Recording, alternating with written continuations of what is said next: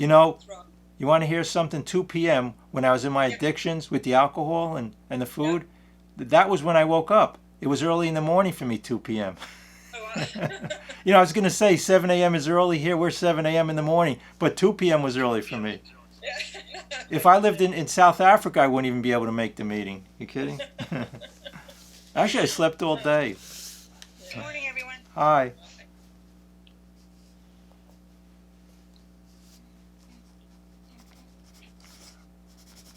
All right, well, it's approaching 7 a.m. now, so we're pretty much getting there.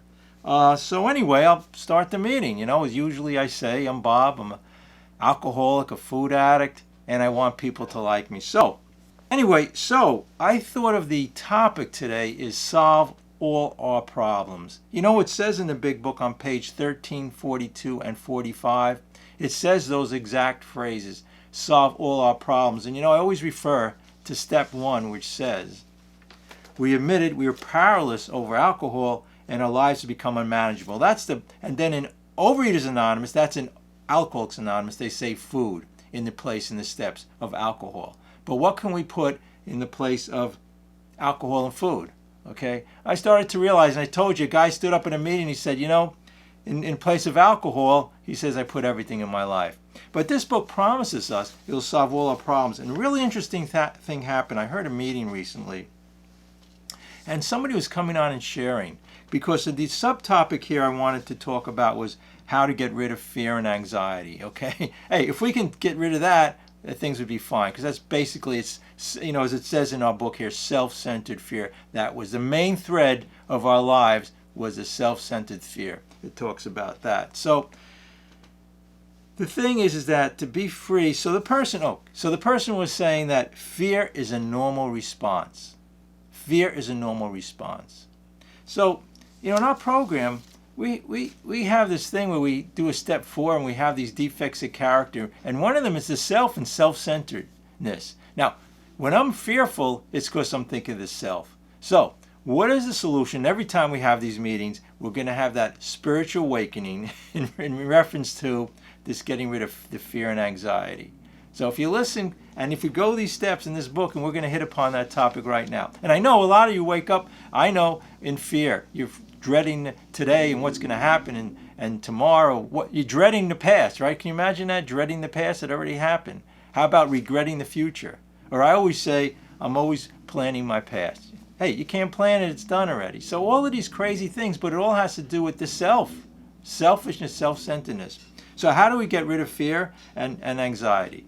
And how do we do it through these steps in this book? And, you know, 9-step promises say we will lose fear of people, right? The main reason with our fear is related to people. We have other fears too, but essentially. So, in reference to fear as a normal response, let's go to page 45 if you have your big books there.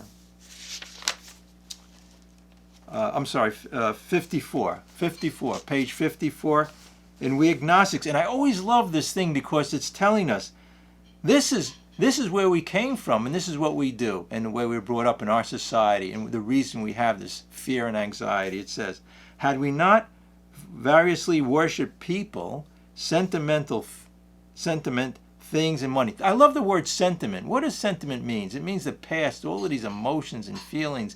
We worship them, right? Because the thing we think about most is our higher power. So we go through the day worshiping people. I mean, this is where the resentments come from.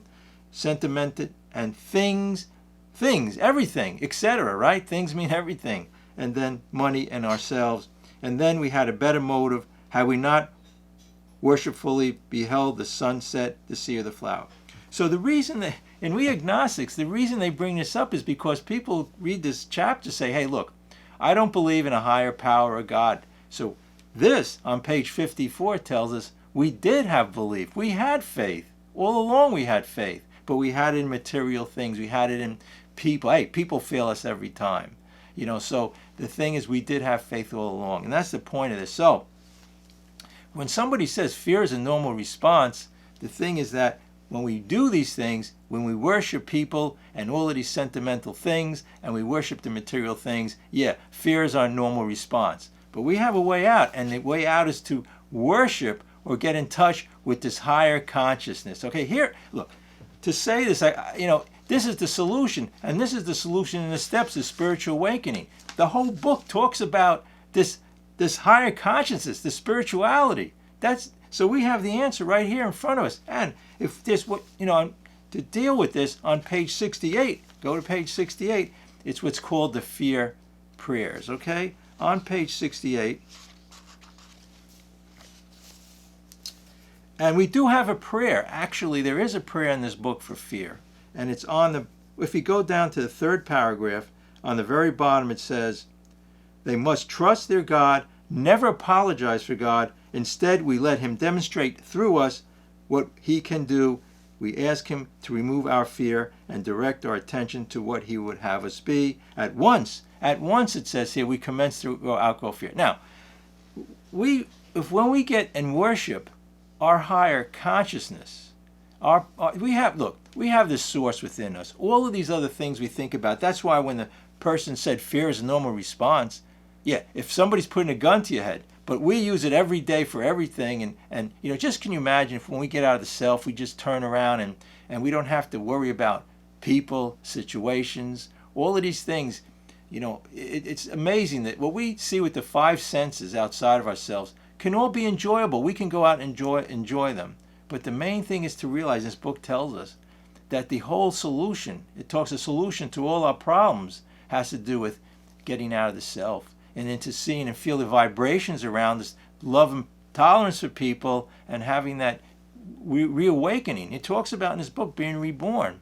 And how does it say to be reborn? Let me just quickly do that. Because I'm going to touch upon on page 63. Okay?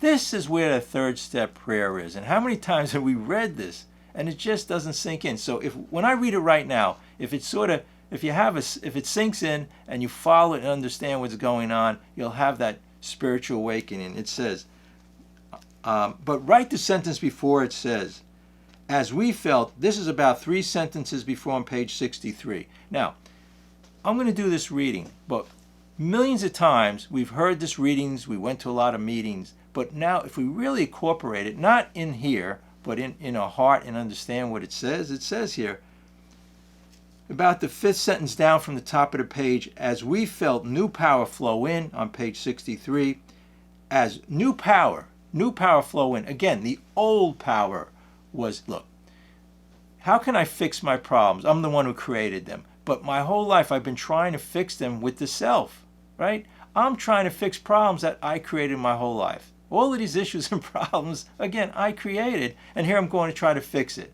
So the first thing we had to understand is that we had this mind that step 1 says. That's why people just don't get it. Step 1 says we're powerless. The needed power wasn't there. And we agnostics, it says, lack of power, that was our problem.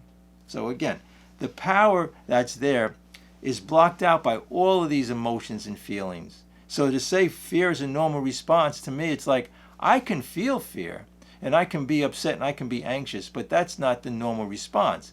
That comes from, the way we grew up, and people told us we had to be successful, we had to have these material things, and we had to have people like us, This is the way we run our lives, and we wonder why we're upset and depressed, right? It's obvious why.